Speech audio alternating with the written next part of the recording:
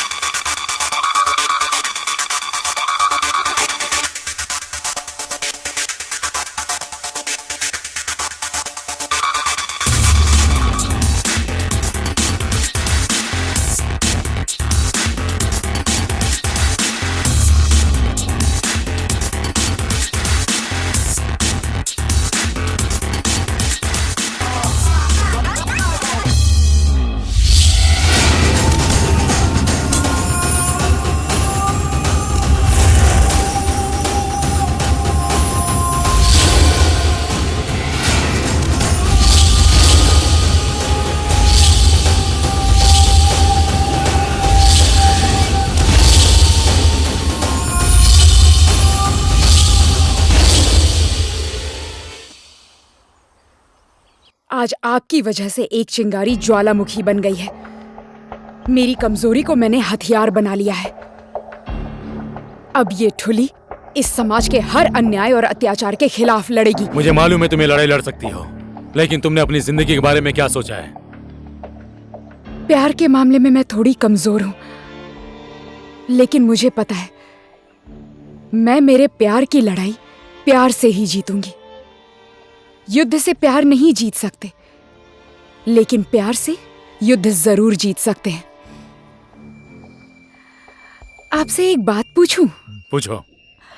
मैं जानना चाहती हूँ कि आप हमेशा अकेले क्यों रहते हैं, वो भी जंगल के बीच में। मेरे अंदर की चिंगारी को तो आपने ज्वालामुखी बना दिया, पर अपने अंदर की ज्वालामुखी को विस्फोट क्यों नहीं होने दिया? हर एक इंसान की अपनी अपनी लड़ाई होती है। मुझे इस जंगल में रहकर मुझे मेरे जैसे हजारों करमवीर पैदा करने हैं, और मुझे तुम्हारी जैसी लाखों ठुली पैदा करनी है। ठुली, तुम लड़ाई के लिए तैयार हो? जाओ, ये लड़ाई तुम्हारी है। जाओ, तुम्हारी ये लड़ाई तुम्हें ही लड़नी होगी। तुम्हारी लड़ाई मैं नहीं लड़ूंगा। मैं लड़ूंगी, जरूर लड़ूंगी।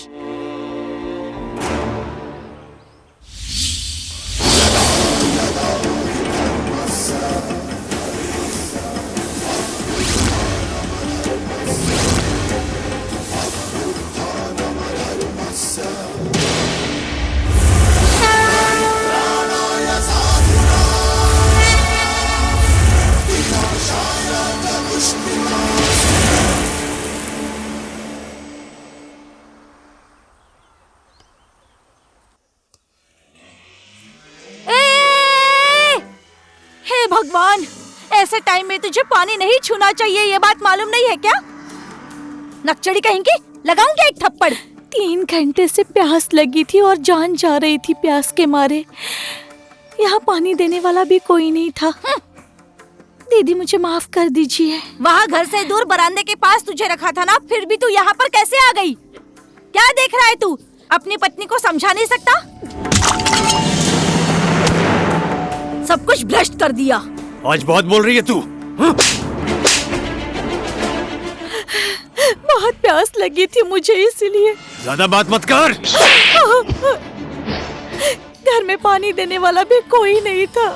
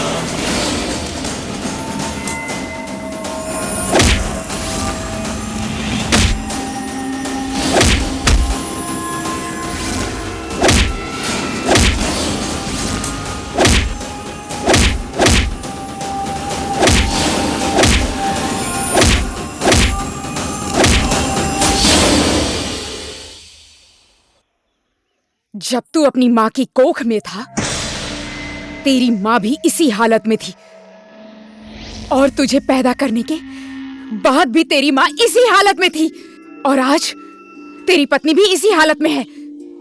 तो वो अपवित्र हो गई, अछूत हो गई, घृणित हो गई। हाँ,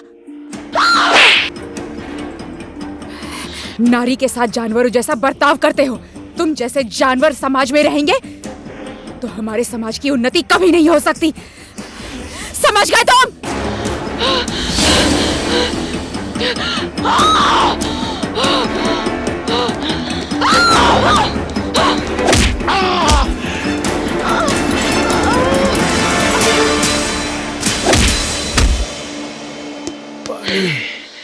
पानी, पानी? पानी। अब तुझे पानी कौन देगा? मैं दूंगी पानी अपने देवर को। चुप! चुप! एक नारी होकर एक कमजोर नारी पर अत्याचार करती हो। खुद को नारी कहते हुए शर्म नहीं आती?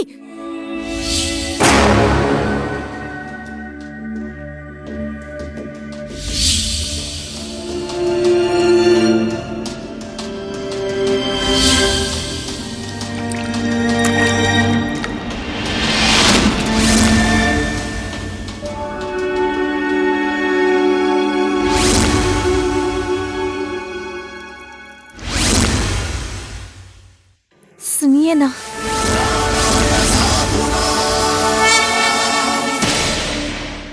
तुम्हारा नाम क्या है? ठुली। ठुली?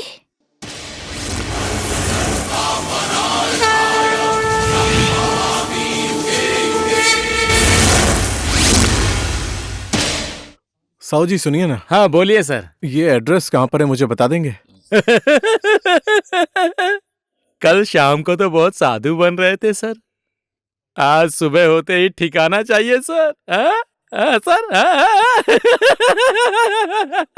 साहू जी आप बहुत सवाल जवाब करते हैं, ये एड्रेस बता दीजिए ना, कहाँ पर पड़ता है? यहाँ से 20 मिनट की दूरी पे है सर।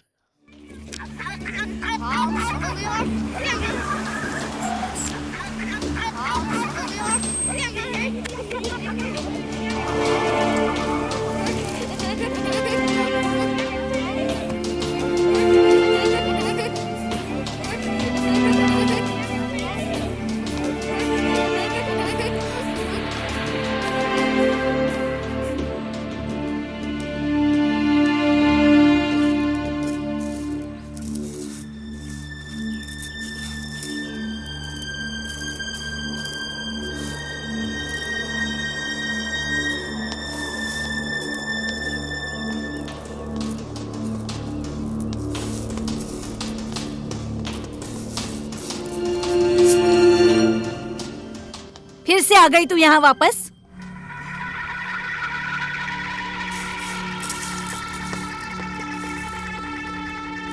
आप ही हैं तुलसी माया, जो मैंने बोला आपने सुना नहीं? कैसी औरत हैं आप जो अपने बच्चे को अनजान जगह पर छोड़कर आ गई? देखिए, वो मुझे मिल गई तो मैं उसे यहां तक ले आया। अच्छा हुआ कि वो मुझे मिल गई, वरना किसी और को मिलती तो पता नहीं उसका क्या हाल होता। अमेरिका में आप जैसे लोगों को जेल में ले जाकर डालते हैं, जेल में। देखिए, बच्चा पैदा करने के बाद भी आपकी जिम्मेदारी खत्म नहीं होती। उनकी शिक्षा, संस्कार, पालन पोषण और सुरक्षा भी करनी होती है। और अगर नहीं कर सकती तो बच्चा पैदा करके उनकी जिंदगी बर्बाद करने का कोई हक नहीं है आप लोगों को। समझ गए आप?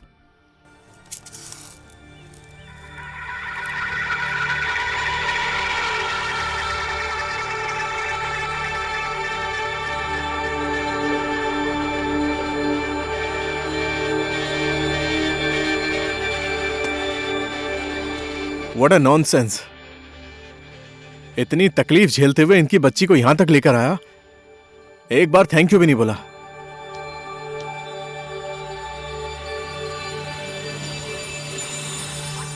आ गया, ग्राहक आ गया है। ए रुकिए रुकिए रुकिए रुकिए रुकिए रुकिए, ए रुकिए।